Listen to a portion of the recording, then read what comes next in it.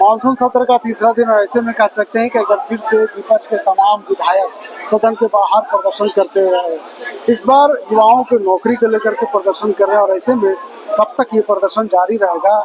हम जुड़ेंगे सीधे बीजेपी के विधायक आनंद कुमार से और जानने की कोशिश करेंगे। सर, लगातार फिर एक बार तीसरे दिन भी प्रदर्शन जारी है। नहीं, देखिए, जिस प्रकार से ये सरकार बांग्लादेशी घुसपैठियों के माध्यम से जो जनसंख्यिकीय आक्रमण हो रहा है और उसके कारण से हमारे मजदूर किसान का रोजगार छीना जा रहा है, उस पर चुप्पी साधे हुए है।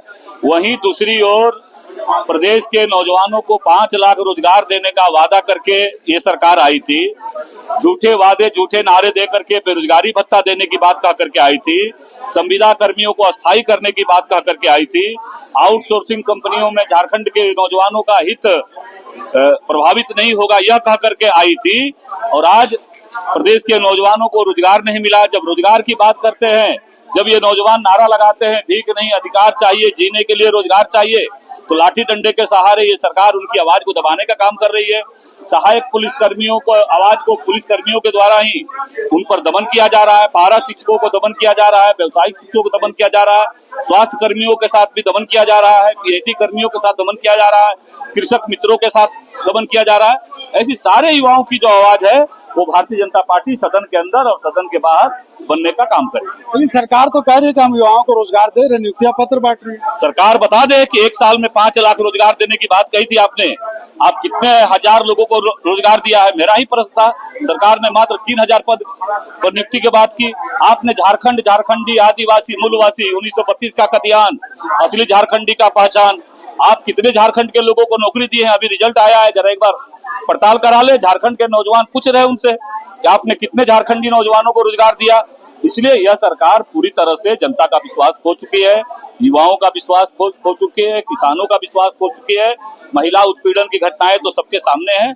ये सरकार विश्वास खो चुकी है। आप बांग्लादेशी घुसपैठ पर बात करते हैं, सत्ता पक्ष के विधायक कह रहे हैं कि सरकार आंकड़ा दे, हम उसमें कार्रवाई करेंगे। आज मैं आपके माध्यम से इस सरकार के जो रहनुमा है, जेएमएम कांग्रेस सरकार का, ये चारों तरफ सदन के अंदर और सदन के बाहर ये घड़ियालू आंसू बहाते थे कि एक भी बांग्लादेशी झारखंड में नहीं है।